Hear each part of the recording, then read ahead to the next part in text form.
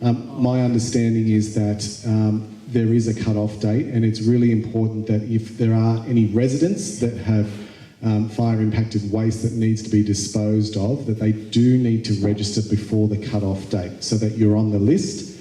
Anyone outside of that list and those registrations, we're not too sure how it'll be dealt with afterwards. Alex, sorry, do you want to... Yeah, we're just reading through it. They want, sorry guys, they would like it to be tidied up or finished by the 30th of June. So obviously, the quicker you get signed up, the quicker that can happen, and you don't miss that cut-off date. Yeah. Okay, fantastic. Are there any other questions from the floor? Yep. Kerry? Speak up loud enough. We'll just wait for the mic to come so that the people online can hear what you've got to say. The question that we're getting asked at the centre is, will the Service New South Wales bus be coming back to the recovery centre, because it was really got a good workout last Wednesday, and they would love it to come back again. I'll be putting a request in, thanks Kerry, but I know in the next few weeks it's going up to Warragamba again and a few other areas in the electorate, so I'll be pushing for it to come back to Balmoral and Buxton. Thanks, Kerry. Are there any other questions at this stage? Is there any questions from online at the moment? Councillor Good? No? Okay. Yep. Over here. Sorry, Jenny again from Buxton. Are there any programs in place for native animals on public land, private land, that you can share with us? Yep. Yeah, we certainly can.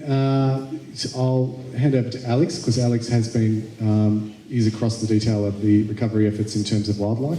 Okay, so as far as public land's concerned, depending on where you're talking about, we've obviously left a lot of felled trees and things like that for habitat. Unfortunately, people are taking that for firewood, so that's a bit of a problem.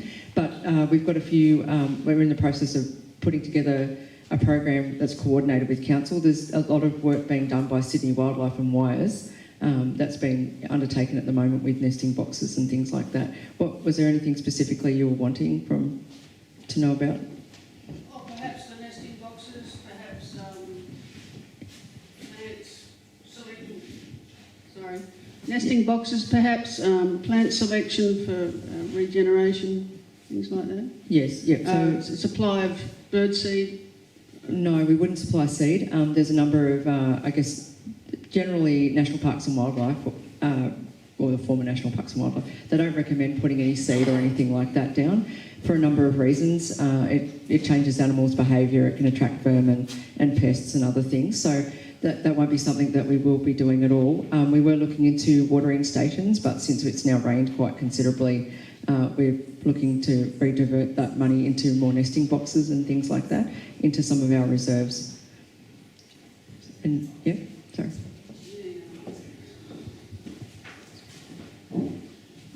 Ingrid from Buxton. To follow on the nesting boxes, what about private land? Like we've got about 4 acres, and so yeah, that's not something that we've, in a sense, we haven't made anything for private landholders. However, what we have been in discussions about undertaking community workshops at the nursery, the Wallandilly Community Nursery, and one of the projects that we're currently getting ready to put up through for support and look for grant funding is about putting 20,000 trees out from our nursery, as well as doing some capacity building workshops with the community. So there'll be an opportunity to come along, engage with those workshops, build something, and then take them back to your house. So yeah, that's part of the project. thank you.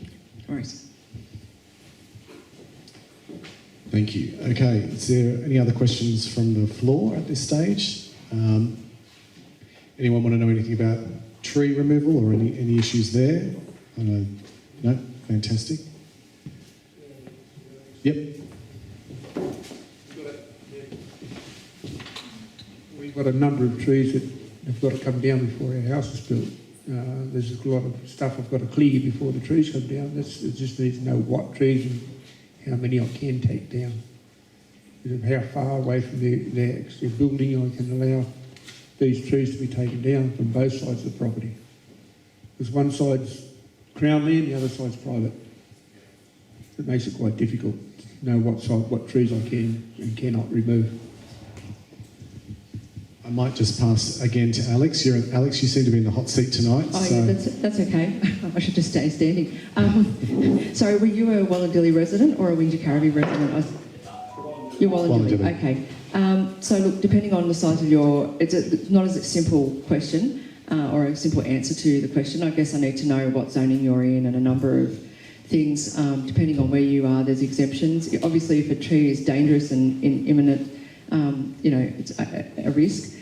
There's exemptions. Yeah, there's exemptions that can allow you to take those down. However, I would recommend that we have a chat afterwards, and I can get your details and get one of my team to come and have a look and give you some very direct advice that you may need. So there are exemptions around fence lines and things like that, depending on the size of your property and the zone that you're in, which whether you're in a rural zone or something like that. So I need to get a little bit more information from you. So sorry, it's a bit vague, but yeah.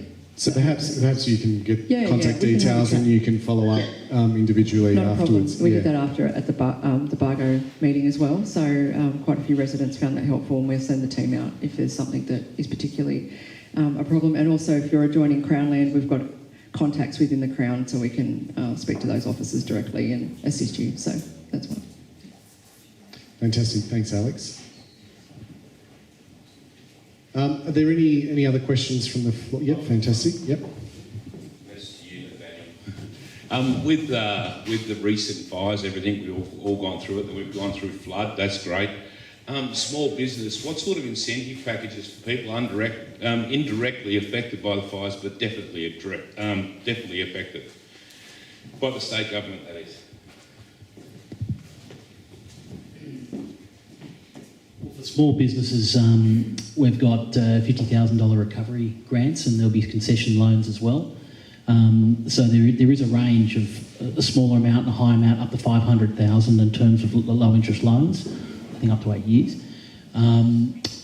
Obviously, New South Wales government is now running you saw the front pages of the Herald and the Telegraph yesterday, trying to get people back down to the regions. You were at the launch the other day at Southern. Fantastic launch. Got to get that going. Everyone's got to buy local. That's my opinion. Everyone should just go buy local. You're absolutely right, and I'll be doing some things in Parliament next week to advertise that, to try and get some attention in the media to get people down to the Wallandilly Shire and the Southern Islands. So I just think we need to try and invite your family and friends to come down and visit, as Steve Rosa was saying the other day. But yeah, we are trying to there's announcements coming out every day in terms of tourism, so I think there's a few more coming out from tourism in the next couple of days, I've been hearing. So. And all those grants are going through... Service New South... Yeah. So it's a one-stop shop, Service New South Wales, and then, yeah, it goes from there. Thank you.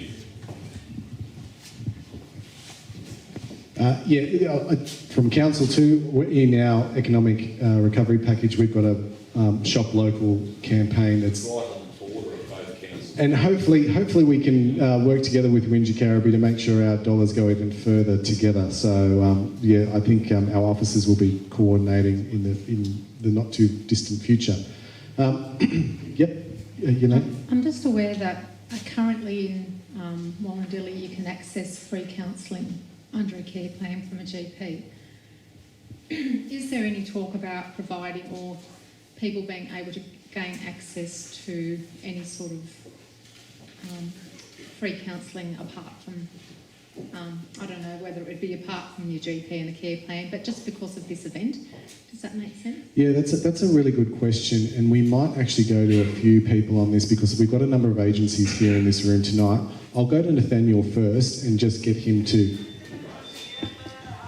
So if you live or you are in a bushfire affected region, you can access up to 10 free counselling sessions through Medicare. So that's a federal thing. And that's whoever you choose to go to, or is there a select people that you can go to? Sorry. I'll have to get you a little bit more information. Yeah, because usually they tell you, like, there's usually a range of providers and you have to, which is fine, but yeah. I'll chase that and look it up there. We might just, we've got Anglicare here, and then I might go to Red Cross and UMI, Martin from UMI, and you can just outline the services that are available through the different agencies. Yep. I thought I might just pop over here so I don't have my back to anyone. So I'm Maria and I'm manage the counselling services for Anglicare across Southern Highlands as well as Illawarra and Shoalhaven. So I've been to a few of these meetings, trying to get the word out about our free counselling services for anyone impacted by bushfires. So just following on from your question about the 10 free Medicare funded sessions. So my understanding is you can go to your GP and your GP usually has a list of practitioners, mental health practitioners that they have and they know about, but you're certainly always open to select the person that you want. If they have a mental health provider number, then you can seek them out. Just one thing to remember is that if they have a gap fee, that's not covered. So you might still be up for a gap fee depending on who you approach. So you can look around, ask around and see who's available and who you think might suit you. In terms of Anglicare, we have a counselling office available in Bowral, so you can access the cost-free counselling there. We have both a male and a female, so I encourage everyone to consider who they might feel most comfortable with. And I've got brochures on the table here. So the counselling one looks like this. I've also got a page that we put together around psychological support tips, so how to take care of yourself at this time, or you might want to grab one and give it to a friend or a neighbour or someone you know. That looks like this.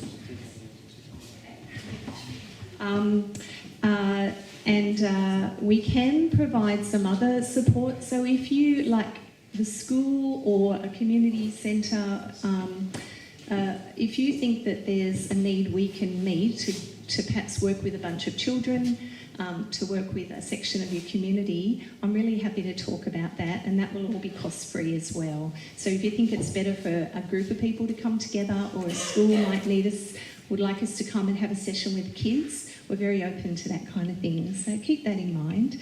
The other thing about us is we also provide food and financial support. So I've got another brochure here which lists all the food and financial supports that are available across New South Wales, and which ones you can access as well. But in terms of Anglicare, we're going to start talking. We're working with Wallandilly Links to set ourselves up where you think we might be best placed, and then we can provide food packages. We have an op shop in Tarmore and one about to open up in Bowral. Anyone who's bushfire affected can have free access to clothing, free access to food at those op shops, because we've got community pantries in there. But we can also help with other types of support, so help with rental arrears, removal costs, like as in home removal, chemist vouchers for your pharmaceutical needs, so a whole range of those kind of things. So once again, this is what that brochure looks like. Okay. So grab the brochures, give us a call or an email, so you've got a couple of options to contact us with, and tell us what your needs are, and we'll work out how to get to you. Okay, we probably will set up in the recovery centres as well, but we'll have some other access points as well, depending on what people need. Okay. Fantastic, thank you. We might just go to Martin from UMI, and might want to give a quick little update on what Community Links is going to be planning for on-the-ground support as well. Well, we might all have to turn out. Do you want to come up the front, just quickly? At least people on the live stream can see you. What is UMI? I'll introduce myself. Thanks, Matt, again.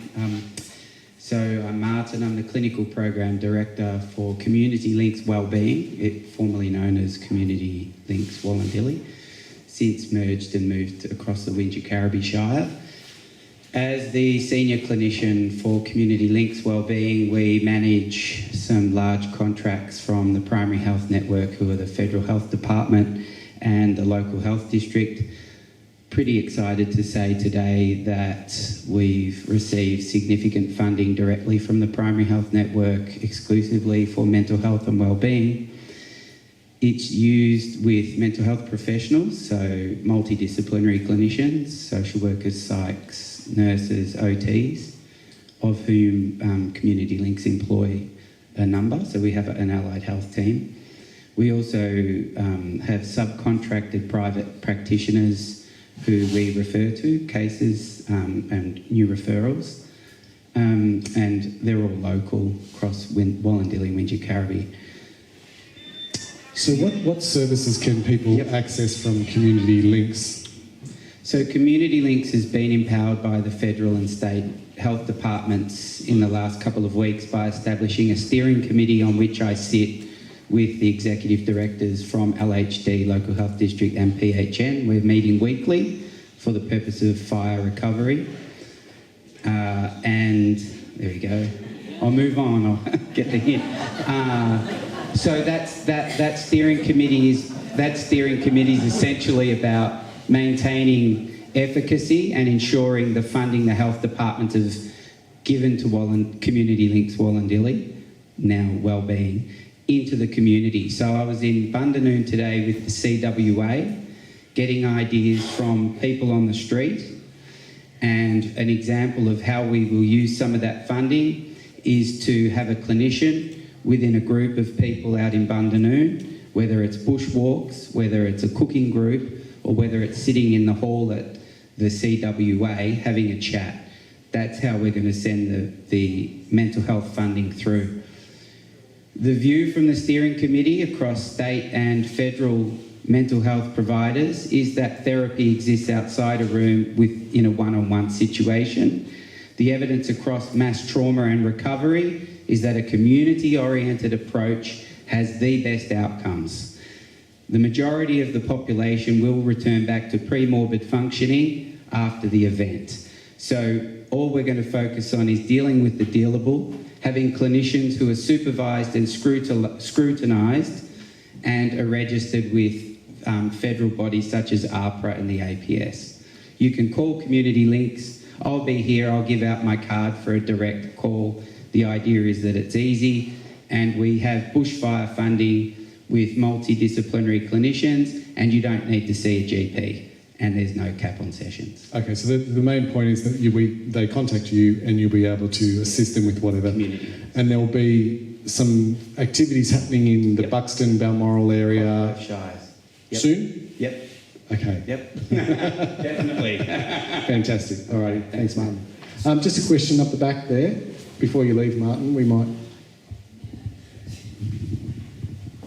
Sorry to be a pest, but what does UMI stand for? Oh, okay. Sorry, so Community Links manages a couple of large federal health, mental health programs. One is called You in Mind.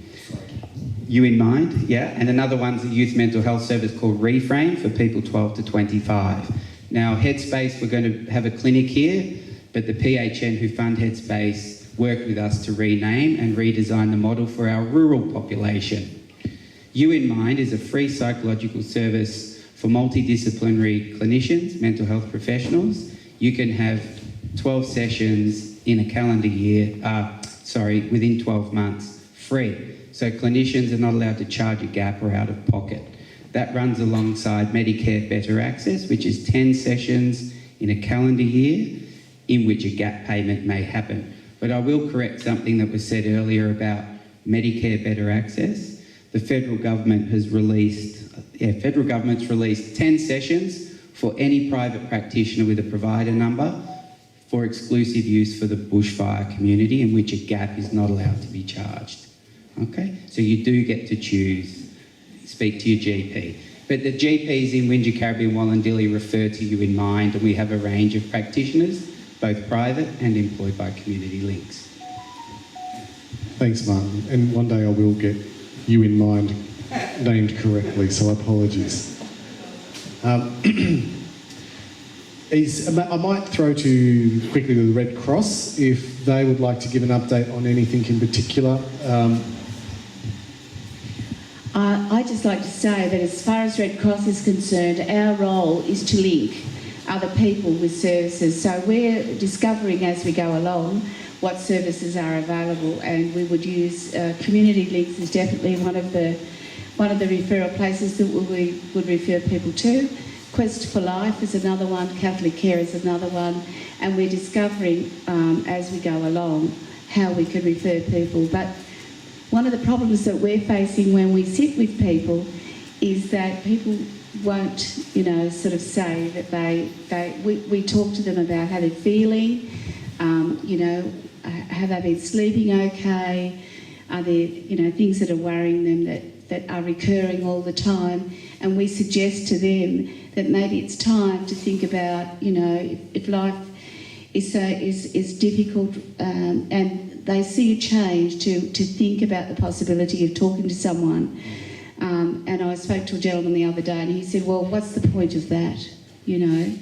And so I've told him a bit about an experience that I had with EAP, which is what we use in Red Cross if we have something that has been troubling us with our encounters, you know, with people. So we have a service that we can go and talk to somebody to help us get through a situation. So, and he just left feeling as if I listened to him and he was going to go away and think about it. So it's not easy, really, as the other gentleman was saying earlier, to get people to acknowledge. But at least if we sow the seed in their minds and provide the links that they can, there are people that they can go to, and Anglicare certainly is another one. So we've got a list of people, so we refer on.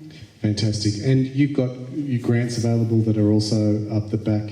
Yes. Yep. The Red Cross grant started at $5,000. It's now $20,000.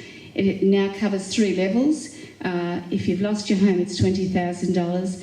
If you've been injured in any way and spent more than 2 days in hospital, there's a grant for $7,500. And if there's been damage to your home, I'm not sure how much that is, but we're happy to sit with people. If they don't have a computer, we can go